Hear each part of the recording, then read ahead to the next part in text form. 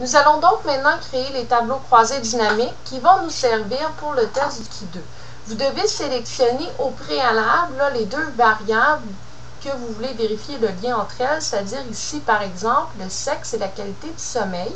Vous faites tout simplement un copier-coller dans une nouvelle feuille qui va nous servir à faire nos tableaux croisés dynamiques ainsi qu'à effectuer le test du Qui 2. Quand vous avez fait cette étape, vous allez dans le menu Insertion. Vous prenez l'option donc de tableau croisé dynamique. Ne prenez pas le graphique puisqu'on a besoin du tableau bel et bien pour faire le test du Qui 2. On le sélectionne. Il vous demande donc, dans un premier temps, si vous avez la fenêtre qui apparaît qui vous demande est-ce que les données proviennent d'Excel, vous faites tout simplement confirmer que oui. Ici, ils ne l'ont pas demandé, il n'y a pas de problème. Parfois, ils le demandent, tout dépendant là, des versions d'Excel. Nous, on ne l'a pas, il n'y a pas de problème, on continue. Donc, vous avez ici ce qu'on appelle les plages d'entrée. Les plages d'entrée, qu'est-ce que c'est? C'est l'entièreté de vos données, donc toutes les données numériques, en plus des titres. Pourquoi les titres? Parce que ça va vous permettre de faire le tableau en question. Ici, Excel nous propose de mettre le tableau à K15. Il n'y a pas de problème. L'idée, c'est de sélectionner une cellule qui n'entre pas en conflit avec les données brutes. Donc, vous pouvez cliquer sur OK et c'est ce qui apparaît. Vous devez, dans un premier temps, sélectionner donc les deux variables. Ici, on n'en a que deux, qualité du sommeil et le sexe. C'est effectivement ceux-là qu'on veut en tableau croisé dynamique. Le sexe, elle est votre variable indépendante. Donc, on va la mettre dans le champ des colonnes. La qualité du sommeil, c'est votre variable dépendante. Donc, qui dépend du sexe, selon notre hypothèse, on va la mettre tout simplement dans le champ des lignes. Mais là, vous voyez qu'il n'y a pas les données. Ça vous dit de tout simplement placer les données. La façon de faire, c'est que vous sélectionnez un des deux, là, peu importe la variable choisie, puisque c'est la somme de toute façon qui va s'afficher, et on le met dans valeur.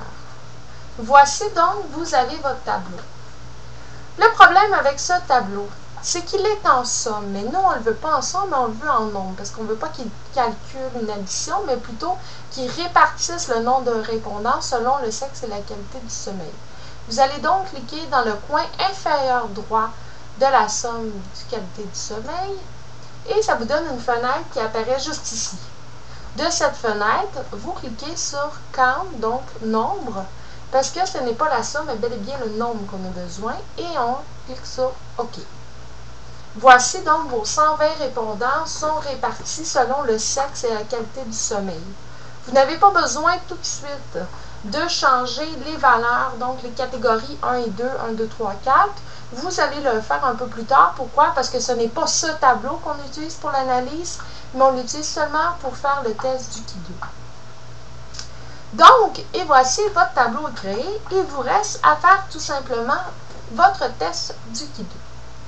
Vous allez dans le menu View, ou plutôt Affichage en français, et on sélectionne Macro.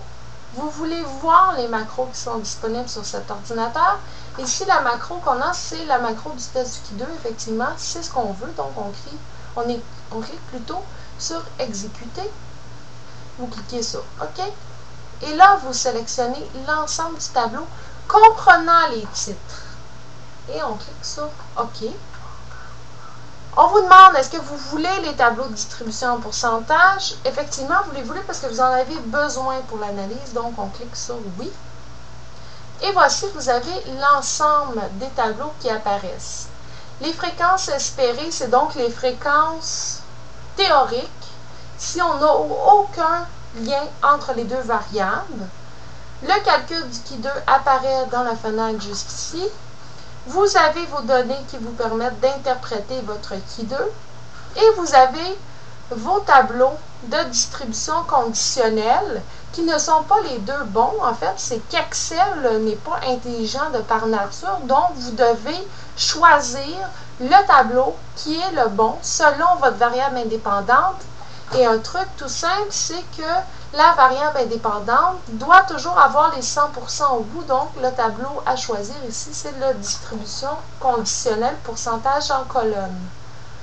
Pour le reste de l'analyse, nous verrons donc en classe comment analyser les dix tableaux.